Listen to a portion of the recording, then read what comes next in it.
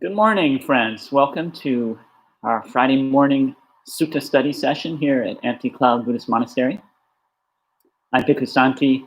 Very happy to be with you this week while our monastic community is on retreat.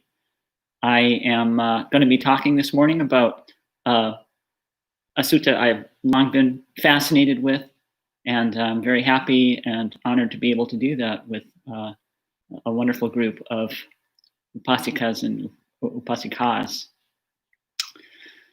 adherents of the Dhamma. Let's jump right in and get started. Well, let me actually just say good morning.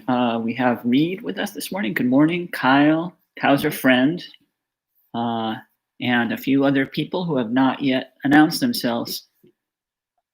Feel free to jump in at any point with questions in the live chat, and we'll be sure to address them. So we'll begin with our traditional homage to Buddha, Dhamma, and Sangha. Namo tassa bhagavato arahato samma sambuddhassa. Namo tassa bhagavato arahato samma sambuddhassa. Namo tassa bhagavato arahato samma sambuddhassa. Udang dhammang sanghang namassami.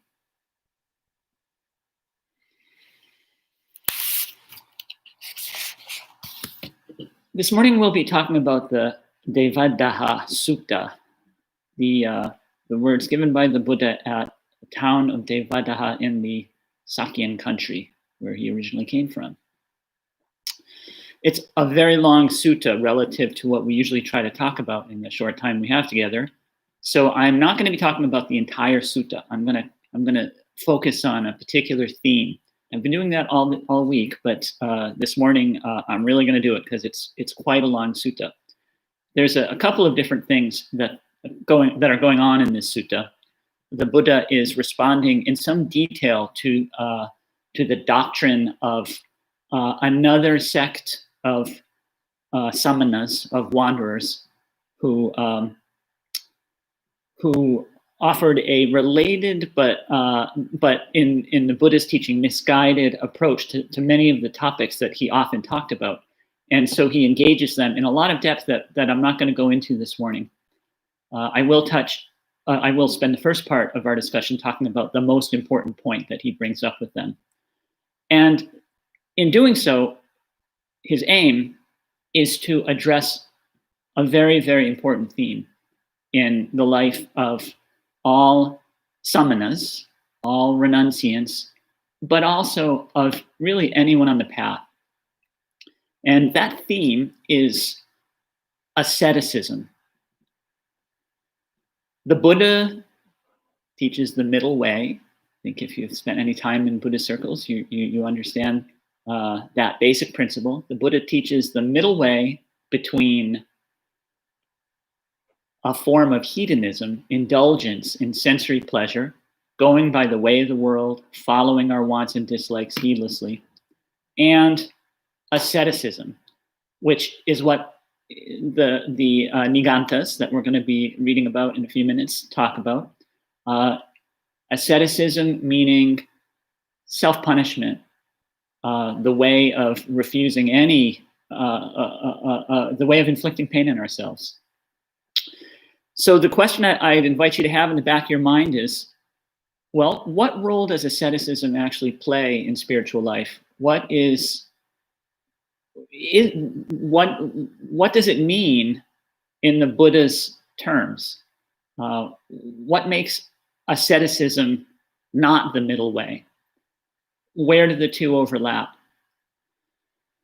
And ultimately, that's where the Buddha takes us, and where the reason I'm going to be skipping over a chunk of this sutta is that the last part of the sutta brings us back to the middle way in the form that we spent a good deal of time yesterday talking about, the gradual training, a formulation of the Noble Eightfold Path for renunciants to guide us, monks and nuns, and also any serious lay practitioner in walking the path.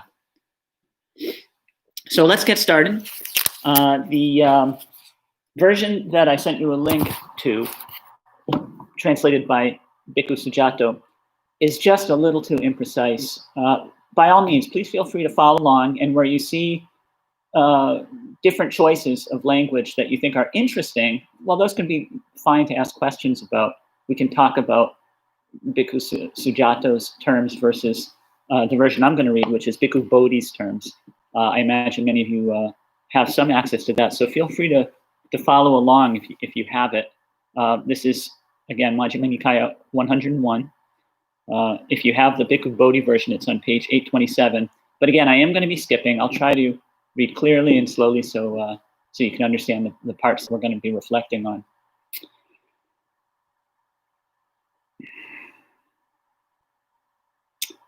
Thus have I heard. On one occasion, the Blessed One was living in the Sakyan country, where there was a town of the Sakyans named Devadaha. There, the Blessed One addressed the bhikkhus thus.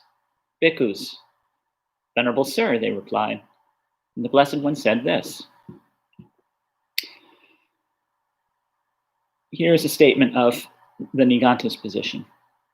Bhikkhus, there are some recluses and Brahmins. Recluses is Bhikkhu Bodhi's choice for renunciants, samanas, who hold such a doctrine in view as this. And he's talking here about the Nigantas, the ancestors of the present-day Jains. Whatever this person feels, whatever a person feels, whether pleasure or pain, or neither pain nor pleasure, just neutral sensation, it is caused by what was done in the past. So, by annihilating with asceticism past actions, and by doing no fresh actions, there will be no consequences in the future. There will be no resulting karmic fruit. And by doing no fresh actions in the present, there will be no more consequences in the future in the form of karma or feelings. With no consequences in the future, there is the destruction of action. There's no more action and no more feelings. With the destruction of action, all suffering will be exhausted. This is the key idea, that by practicing asceticism in the present, mortification of the flesh, inflicting pain on the self, suffering is burned out, worn away, I think is Bhikkhu Sujato's term for it, his translation. So speak the Nigantas, bhikkhus. So he stated the position of the Nigantas. He asked the Nigantas if this is true, and they say yes. This is the position the Buddha is going to talk them through, reason with them about. So the Buddha said to them, but friends, I'm skipping ahead here, but friends, Nigantas, do you know that you existed in the past, and that it is not the case that you did not exist? And he means, are you sure? And when he says in the past, he's referring to past lives. Are you really sure that you lived in the past? They say, well, no, friend. They can't be sure. In the Buddhist teaching, you can't know that until you're actually enlightened. It's uncertain. There is some uncertainty he's pointing to. But friends, do you know that you did evil actions in the past? Did you know that you did bad things that are causing you this present pain? And that you did not abstain from those actions? No, friend, they say. But friends, Nigantas, do you know that you did any particular evil actions in the past? No, friend. But friends, do you know that so much suffering has already been exhausted by your present asceticism? Or that so much suffering has still to be exhausted, that it still remains? Or that when so much suffering has been exhausted, when a certain amount has been exhausted, do you know that all of it will be gone? No, friend. He asked, but friends, do you know what the abandoning of wholesome states is, and what the cultivation of wholesome states is here and now, namely the Buddha's teaching? And they say, no, friend. And so the Buddha sums up. He repeats everything that they had said no to, and he says, that being so, you don't know for sure that you were alive in the past, you don't know that you committed bad deeds in the past, and you don't know how much suffering there is to exhaust, or if any has even been exhausted by the pain that you're inflicting in yourself. He says, that being so, it is not fitting for the Venerable Nigantas to declare whatever this person feels, whatever we feel, whether pleasure or pain, or neither pain nor pleasure, all that is caused by what was done in the past, our past karma. So, by annihilating with asceticism past actions and by doing no fresh actions, there will be no consequence, no action, no more suffering in the future. All suffering will be exhausted. The Buddha is saying it's not fitting. I'm going to give you a peek ahead to make the next passages clear. The reason that he's saying it's not fitting is because, as he's going to show, he sees clearly that the pain that the Nigantas are feeling is pain that they are inflicting on themselves here and now. And he's just going to walk them through this and show them that the pain that you felt in the past is not from the past. You're causing yourself pain. You may be curious at this point, well, what are they actually doing to themselves? What forms of asceticism are they practicing?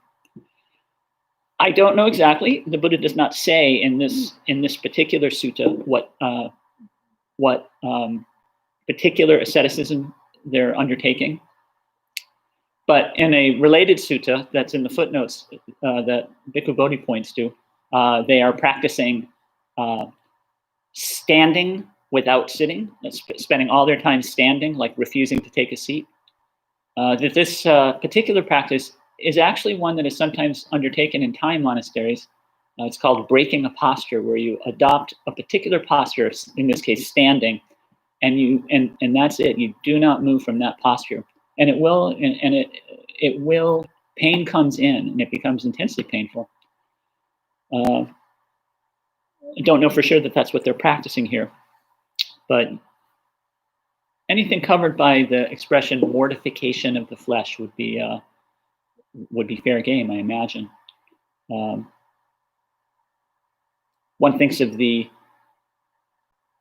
flagellants during the bubonic plague in medieval Europe, who were sure that they were being punished by the plague for their sins and for the sins of the world, and attempted to expiate their sins through this kind of mortification of the flesh. They would whip themselves, thinking that the pain that they were causing themselves would kind of pay off the debt of their past sins, so they could be spared from death from bubonic plague. So this is the logic that the Buddha is addressing. The Buddha says, no, whipping yourself in the back is what's causing your pain. It's not your past sins. This is, in effect, what he's saying to the Nigantas. He's saying to the Nigantas, let's skip down now to a simile that he offers them. And the important thing about this simile, it's a very famous simile, but I think it's often misunderstood. The point of the simile is that it's representing what the Jains think. The Nigantas think. I'm not sure how closely this lines up with contemporary Jainism, and I don't want to cast any negative light on Jainism because I don't really know anything about it. And my experience is that all of the world's great religions have wisdom, deep wisdom to offer us. The Buddha is talking about his contemporaries, the Nigantas. So he offers them the simile and saying, this is how you're thinking. You're thinking that, along these lines, suppose a man were wounded by an arrow thickly smeared with poison, and because of this he felt painful, racking, piercing feelings. Then his friends and companions brought a surgeon. The surgeon would cut around the opening of the wound with a knife. He'd probe for the arrow. He'd pull out the arrow. He'd apply powder. And at each step, this person would feel painful, racking, piercing feelings. Then, later, when the wound was healed and covered with skin, that person would be well and happy, independent, master of himself, able to go where he likes. And he would think, before I got pierced by the arrow, And then the surgeon came and poked me with a knife and did all those things, and it really hurt. But that pain of his piercing and poking me, that took care of the problem. And the Buddha says, if that were so, that your present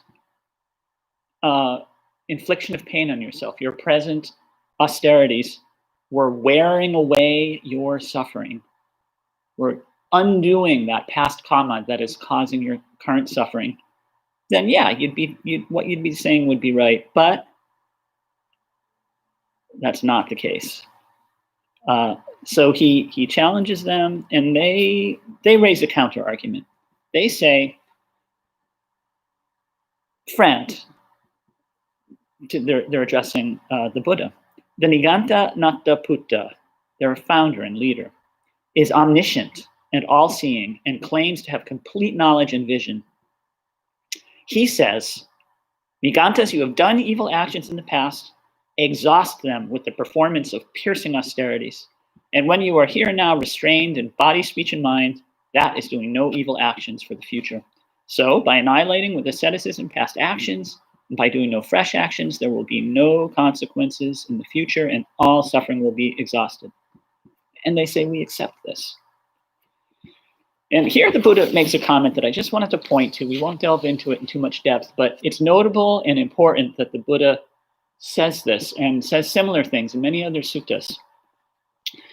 When this was said, I told the Nigantas, there are 5 things, friend. 5 things, friend Nigantas, that may turn out in 2 different ways here and now.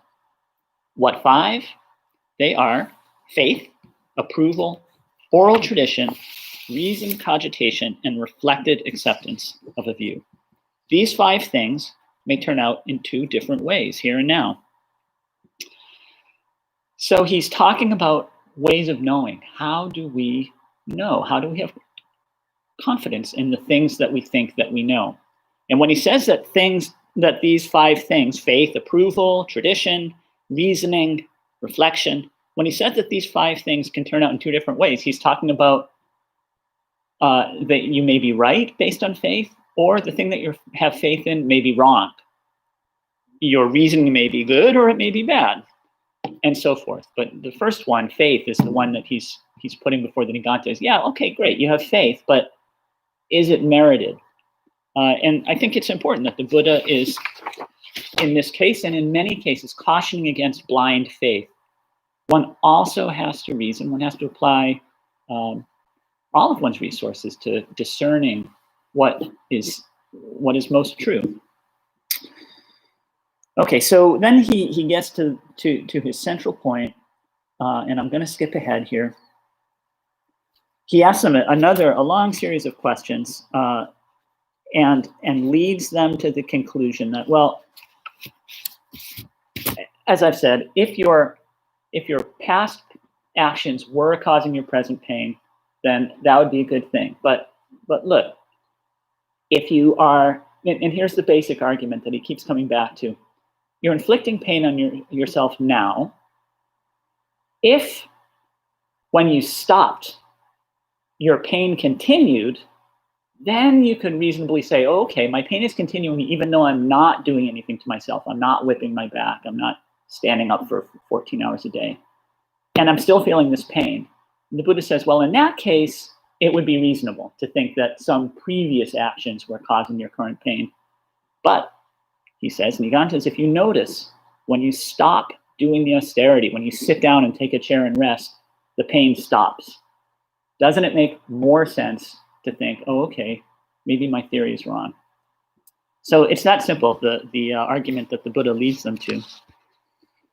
The other important point in this first half of the sutta that important to our argument has to do with feelings, the nature of these painful feelings that the Nigantas are imposing on themselves, as well as the other kinds of feelings, pleasant feelings and neutral feelings. He asks them, through your exertion, and here's the key word for the rest of our discussion, can you change, can you undo what you actually did in the past? Can you undo what you did in the future through any feeling that you're having now? And they acknowledge, well, no, what we're having now is just feelings. Feeling a particular thing doesn't actually undo the action that we did in the past, and it doesn't lead in itself to an action in the future. So they acknowledge that and recognize that, and that becomes the grounds for the Buddha's, the word that Bhikkhu Bodhi chooses is censuring them on a number of different doctrines and views. I'm not going to delve into them. They're in the middle of the sutta. They're interesting, and they come back at the very end of the sutta. If you choose to work your way through the logic of the sutta yourself, the thing that I think is quite interesting in this list is that the Buddha frames it in terms of whether or not the doctrine is true, then this practice of the Nigantas is to be censured. I'll just read the last one in the middle of the sutta. It's the 10th in this list of 10 views. He says, if the pleasure and pain that beings feel are caused by exertion here and now, and exertion again is asceticism, ascetic practices, then the Nigantas are to be censured. If not, they are still to be censured. So whether or not the view is correct, and here's another very important theme of the suttas, that correctness about a view is often not the issue. That certainty about a speculative view, one way or the other, is not the issue. Either way, we can still discern whether the practice is right or not, whether or not the associated view is correct. And he sums up, so speak the Nigantas bhikkhus, and because the Nigantas speak thus, these 10 legitimate deductions and everything we've been talking about provide grounds for censuring them. Thus, their exertion is fruitless and their striving is fruitless. And now we turn to the pivotal question. Okay, and how is exertion fruitful, bhikkhus? How is striving fruitful? Well, okay, so if that way of approach is wrong, what is the right effort for us to make? Here, bhikkhus, a bhikkhu who is not overwhelmed with suffering does not overwhelm himself with suffering, or a bhikkhuni herself, and does not give up the pleasure that accords with Dhamma, yet is not infatuated with that pleasure. This is a very, very important passage. If a bhikkhu is not suffering, it does not make sense to impose suffering on him or herself. At the same time, if a bhikkhu is experiencing pleasant experiences, experiencing them as pleasant, he or she does not get lost in them. Bhikkhu Bodhi chooses the word infatuated here. That's the essence of the middle way. The bhikkhu knows, when I strive with determination, this particular source of suffering fades away in me because of that determined striving. And when I look on with equanimity, the source of my suffering fades in me while I develop equanimity. Here the Buddha lays out two different aspects of practice, and these are the theme of the rest of the sutta. The phrases that Bhikkhu Bodhi uses, he sticks with the rest of the way through the sutta, which is one reason that I chose his translation. It makes very clear that we're talking about two sides of the coin of practice, if you will. And his phrases are striving with determination or looking on with equanimity. He uses striving with determination both for the bhikkhu who sets challenges for himself or for a bhikkhuni herself. In Buddhism, there is a list of 18 different, what are sometimes called ascetic practices that a bhikkhu can undertake in order to inquire into the mechanism of pleasure and pain, not to cause pain in himself or herself, but to investigate how it works and to come to terms with it, to learn and improve his or her relationship to it. Notably, none of these 18 dhutangas cause actual pain. They're challenges, they're difficult. difficult circumstances, like sleeping in the open air or taking all of your food in one sitting during the day only, or not lying down flat. That's probably the one that comes closest to actually being painful, but it's not physically painful to never lie down flat. You can sit up propped against the wall. It interferes with your sleep, but it doesn't cause physical pain. There are bhikkhus who only wear the 3 robes. They never wear any extra cloths or have a spare robe for laundry. So that kind of challenge that can be difficult but does not cause pain can be helpful. And Buddha offers 2 similes to demonstrate the role of self-imposed austerities, not mortifications, but austerities in the life of the renunciant. I mentioned the list of 18 because it's much discussed and it plays a very important role in the culture of bhikkhus and bhikkhunis. But really, there are endless challenges that we can set for ourselves and do set for ourselves, whether for skillful or unskillful purposes. So let's read on and see how the Buddha frames it. So anyway, those all fall under the category, those austerities fall under the category of striving with determination. And then there's looking on with equanimity.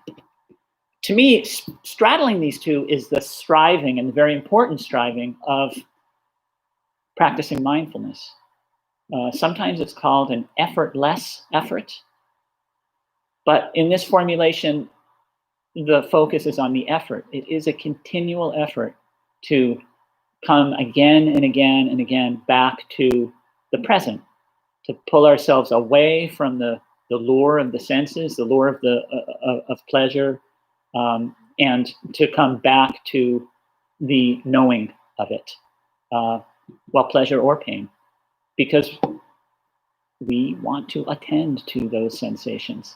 It goes against the stream to look away from the sensations, whether of pleasure or pain, back to the present.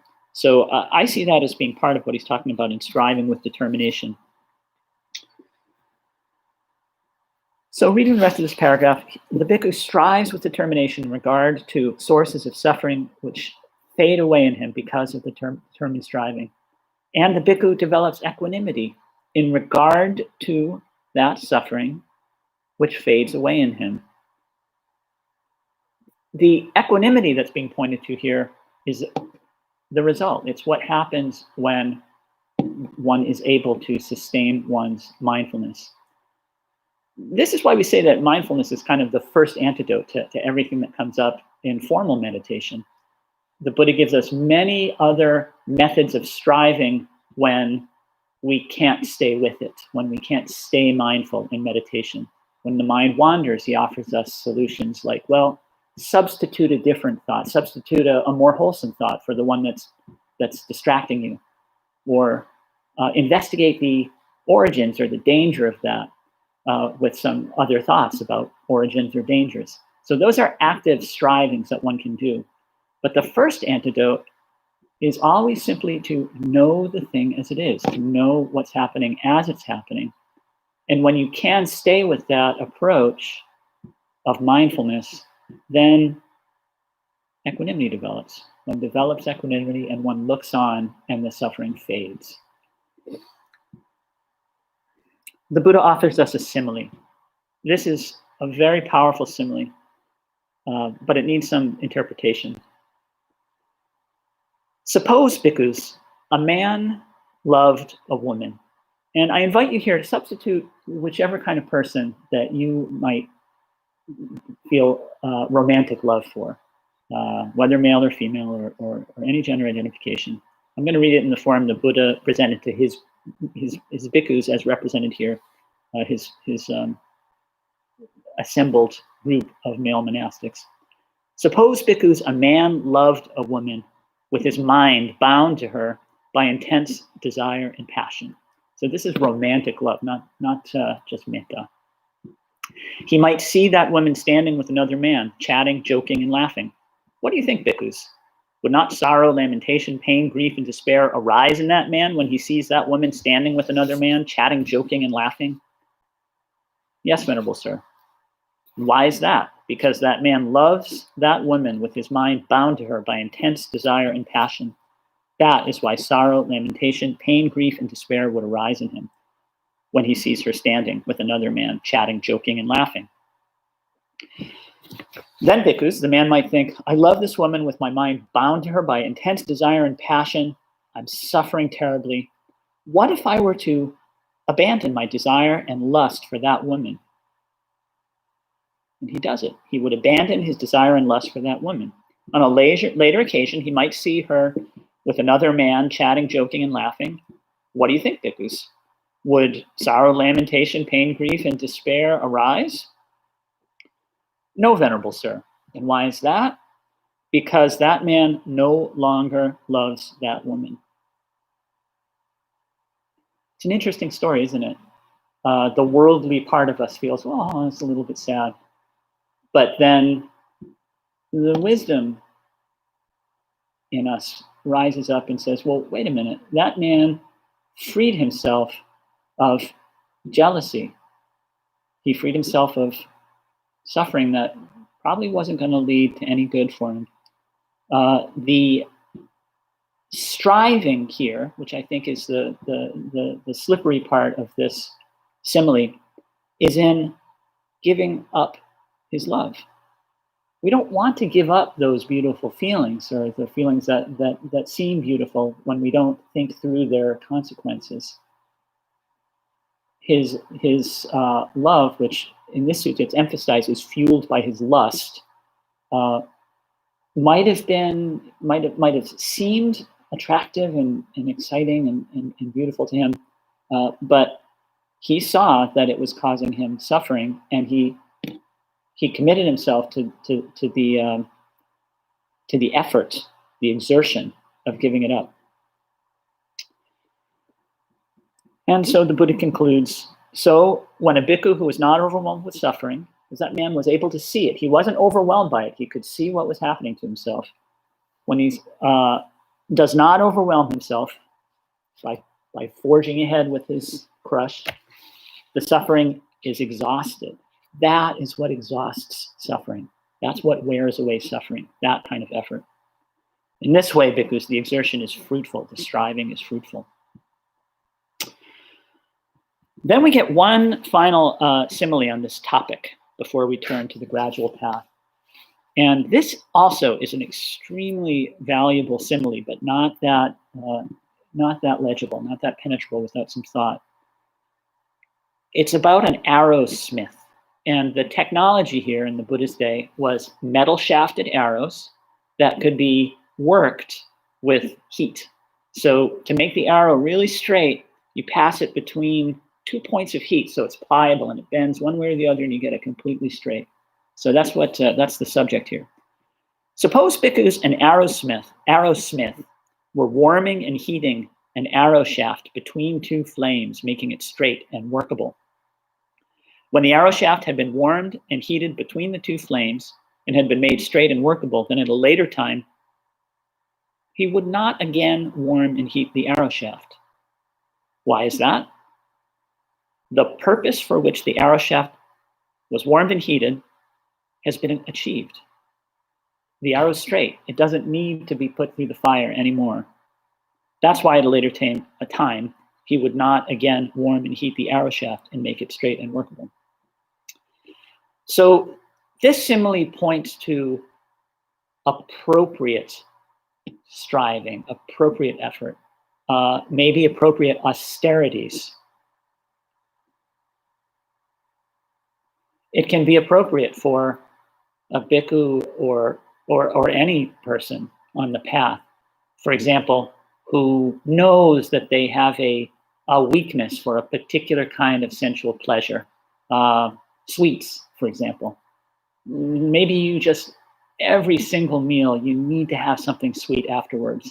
And you recognize that in yourself, and you know that you are addicted to that little hit of sensual pleasure. It might be appropriate to say, I'm going to come to terms with this. I want to get to the root of this. I don't want to be captive of this particular addiction. For that person to say, okay, no more sweets, I'm taking a break. Or if that's too much, okay, I'm going to have sweets twice a week. That's it. To set an appropriate challenge for oneself, and when one is freed of the addiction, okay, once in a while you can have sweets. It's no longer a compulsion. So that's what's being pointed to, is the appropriate use of austerities. And finally, the Buddha says, okay, so in that way, the exertion is fruitful, the striving is useful. What's the big picture here? And the Buddha turns now to a stock passage describing a version of the gradual training. And we'll just take a look at the headings. We'll review what we talked about yesterday and see how the gradual training is presented in this sutta in the context of exertion, of the effort that the bhikkhu makes. It starts off as the descriptions in the 7 or 8 suttas I pointed to yesterday that lay out the gradual training do, with the appearance in the world of a Tathagata to show the way. Again, bhikkhus, here a Tathagata appears in the world, accomplished and fully enlightened. And now the Buddha walks us through the first stages of the path. I'll just read their headings. It's actually even deleted from this sutta. We're referred to Sutta 51. So let me pull that up, and we'll just take a look at the headings.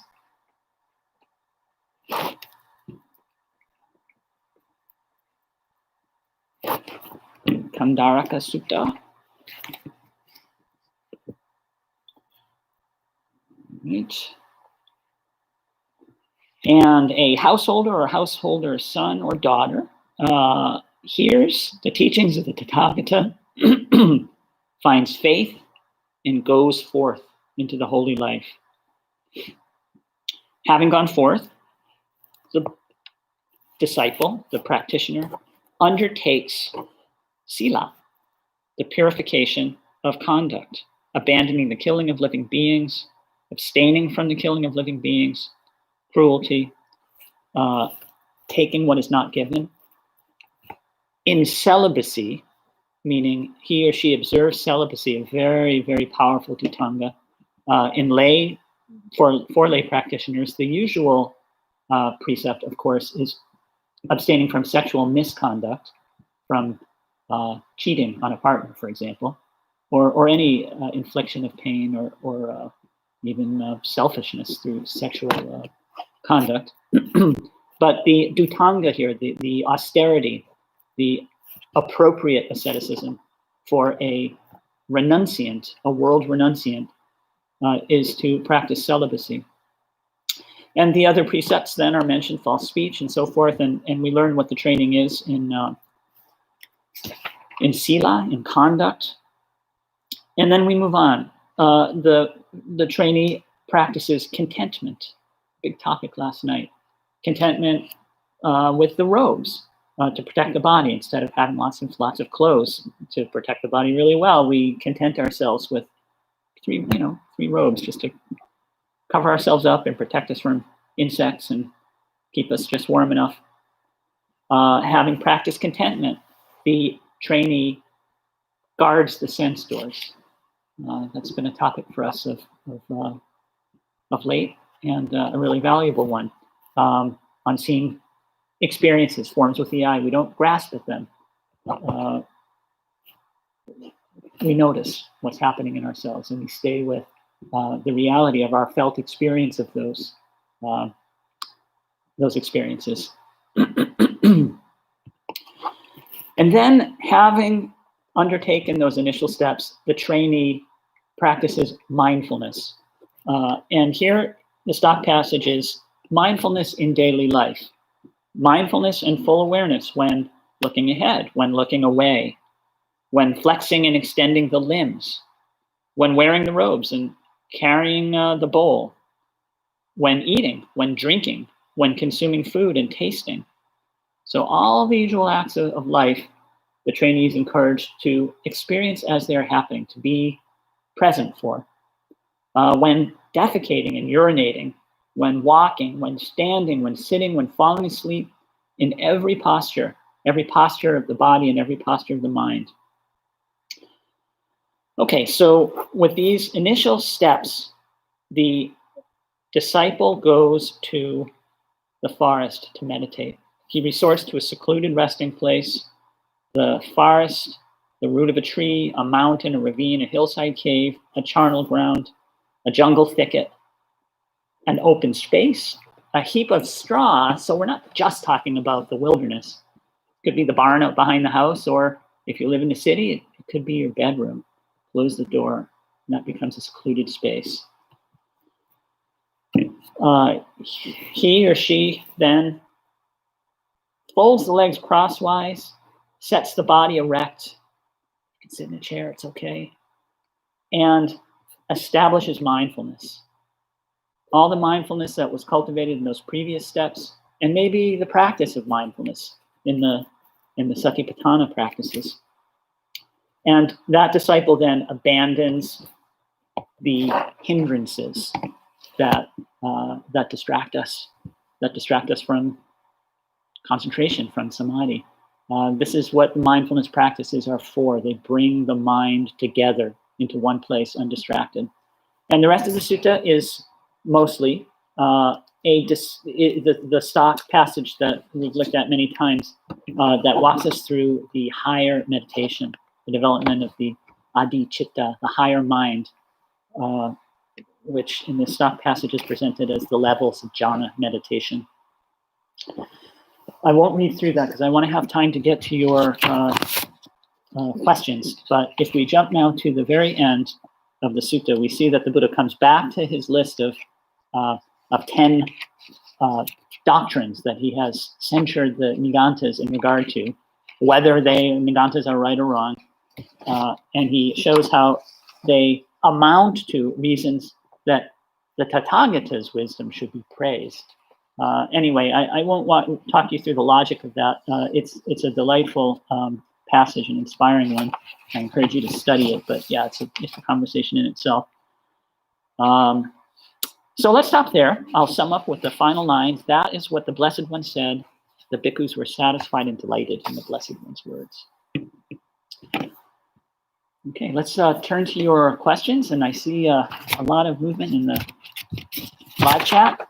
So let me scroll back up, and I'll address the conversation that's been unfolding here.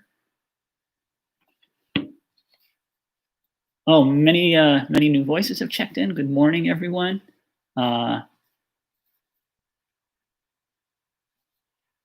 Good morning, good afternoon to everyone who I'm seeing. Reed, Kyle, Kaiser Friend, Robin, Sarah, Denise, Michael, Robin.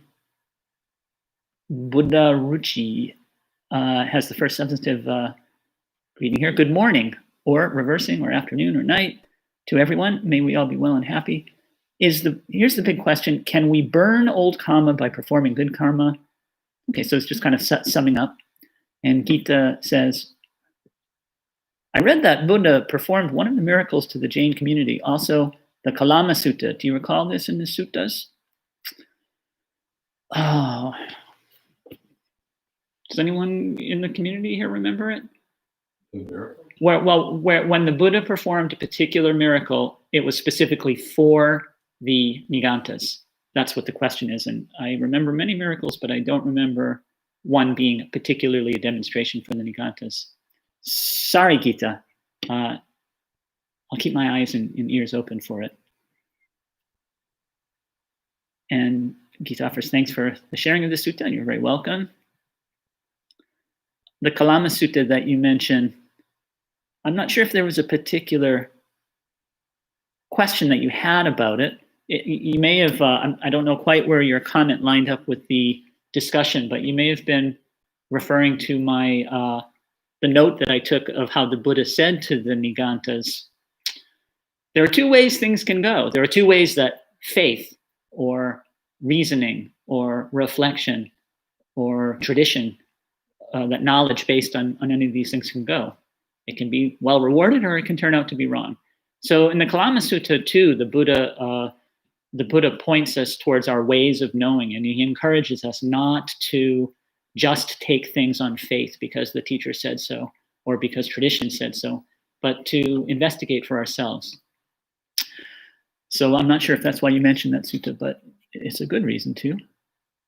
Buddha Ruchi asks, may we say that these austerities and mortifications do not lead directly to enlightenment, but when we experience pain, that is, when we sit in meditation for long periods of time, we can use the pain to advance our practice by realizing its impermanence.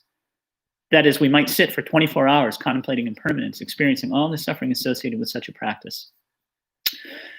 Well, yes, I think that the description that you gave is equivalent to the description that I gave. Yeah, that seems right. I kind of question the amount that you mentioned here. I don't think there's too many people who can sit for 24 hours without tipping from investigation into simply inflicting pain on themselves. The key phrase here for me would be overwhelming with suffering. Perhaps there are 24 hours without sleep in a sitting position for most people would probably tip one into self-damage in terms of the physical posture, I would guess.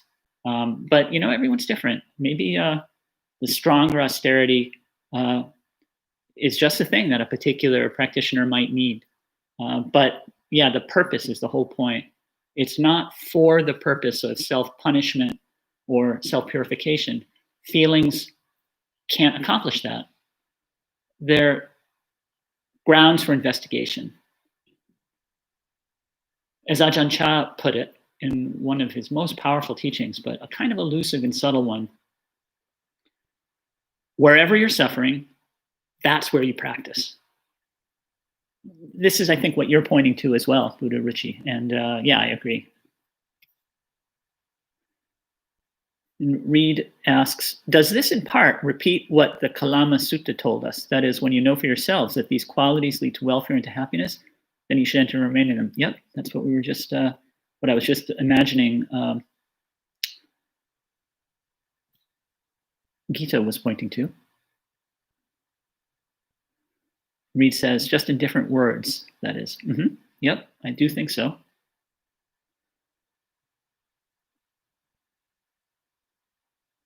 And some friendly exchanges. Cows Our Friend says, in the 8 precepts, why is there a precept against high, luxurious beds?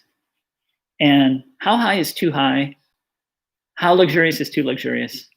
And I think there's a similar thing on chairs too. Is this helpful?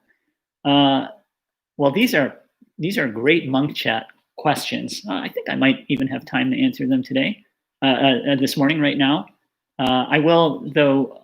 Typically, what we would say, especially if time was short, is ask that at monk chat, which is going to be tonight. There was some confusion, my confusion in the schedule, but it turns out that this evening, even though the calendar is announcing the topic for a Dhamma talk, it's Friday evening. We traditionally have the monk chat on Friday evening, and we will have the usual monk chat this evening for those of you who are planning to be together at 7:30 Eastern Time in the US. But yeah, I'll answer your question. On the 8 precepts, the purification of conduct, why is there a precept against high and luxurious beds? My understanding is that in the Buddha's time, one of the symbols of privilege was to have a really cushy bed, a really nice bed, and that part of what made it a status symbol was that it was high and off the ground and big, and that a renunciant, particularly and maybe most effectively for renunciants who are coming from backgrounds of privilege, renouncing a big luxurious bed was basically like swearing off your 3-piece suit and your top hat and your sports cars. It was giving up the markers of status. There's also simply the fact of giving up the luxury of lolling about in bed, of taking pleasure in that drowsy, sleepy, comfortable state. Bhikkhus don't linger in that state. We're enjoined to just get up. Don't simply, it's kind of like lingering over our food. One uses the demands of the body simply to accomplish their purpose. The body needs to rest, so you rest. And when the body is rested, you resume your practice. How high is too high? Well, this is a matter of great debate. We're into the realm here of custom. So these are not the judgments that different communities make, different communities of monastic make are often very specific. Like the limit is 18 inches. That's the best we can do. 18 inches for the legs of the bed. But whether it was 16 or whether it was 20 inches, does that really matter in any objective sense? No, but it's a custom, and it's something that we share together. It's an observance that we share to support each other, to keep each other committed to a common purpose. Actually, that is the number that is often tossed about in the communities that I've encountered. Based on various references to various concrete objects in the suttas and the units of measure used, scholars, monastic scholars have deduced that it's probably about 18 inch is a bed with inches of about 18 legs of about 18 inches marks the maximum. So there's a nice concrete idea for you. I'm going to ask you to I'm going to save the question about chairs for now, and if you come to the monk chat, we can talk about it then. I do see that there may be some other questions here. Good morning, Lloyd. Happy to be with you too. Buddha Ruchi.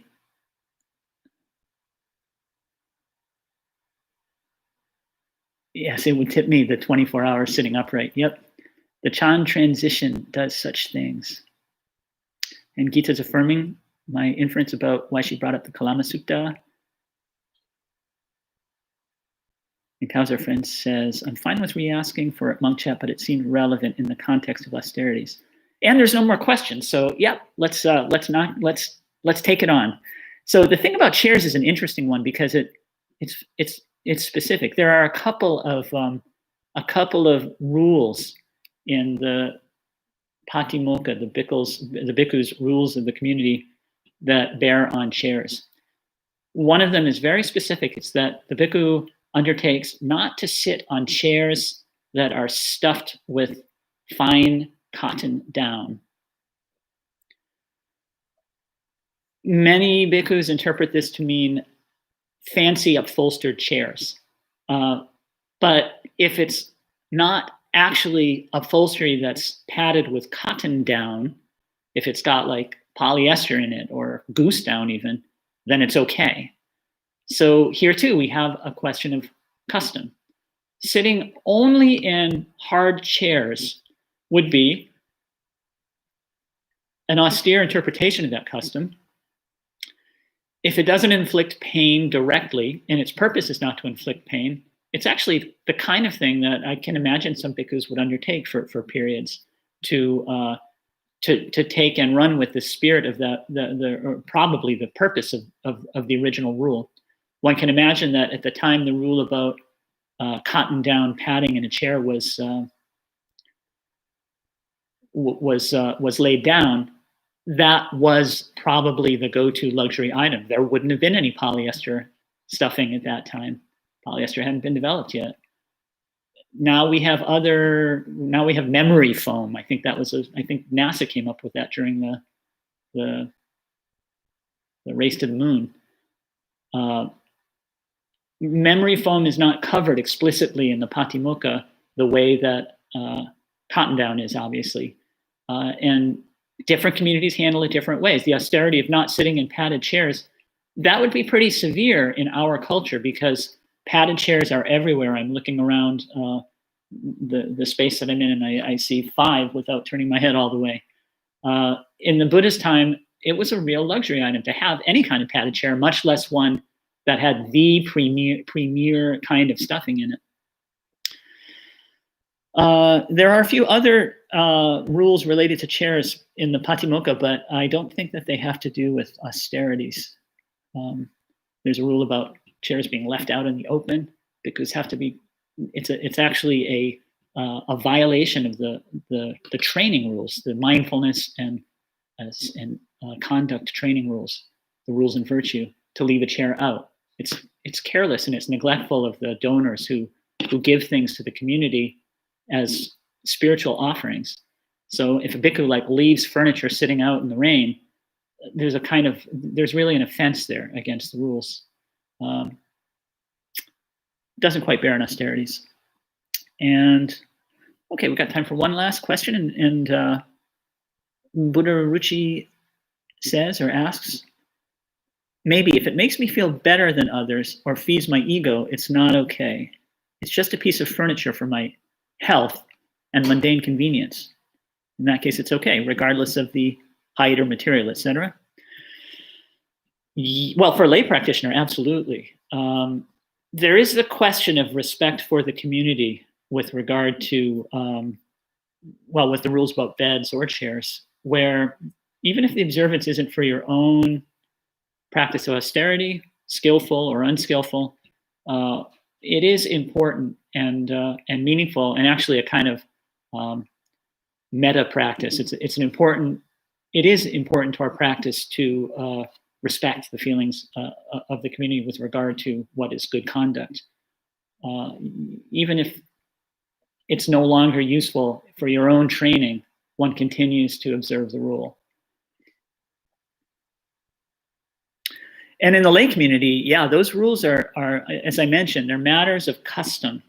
The austerities that you choose to practice for yourself should be austerities that are useful for you.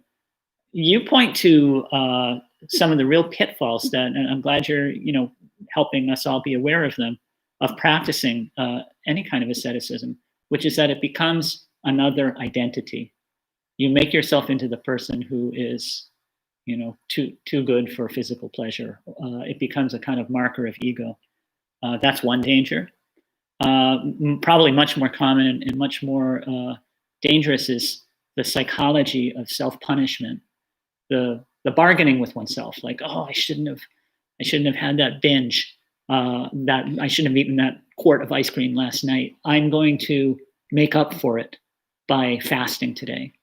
That kind of psychology that somehow your present suffering is going to erase some past suffering, or some past regret, is rife in our culture, and it can lead into real struggles with mental illness and hurting ourselves. It's to be noticed and examined. We want to find healthy ways to move on.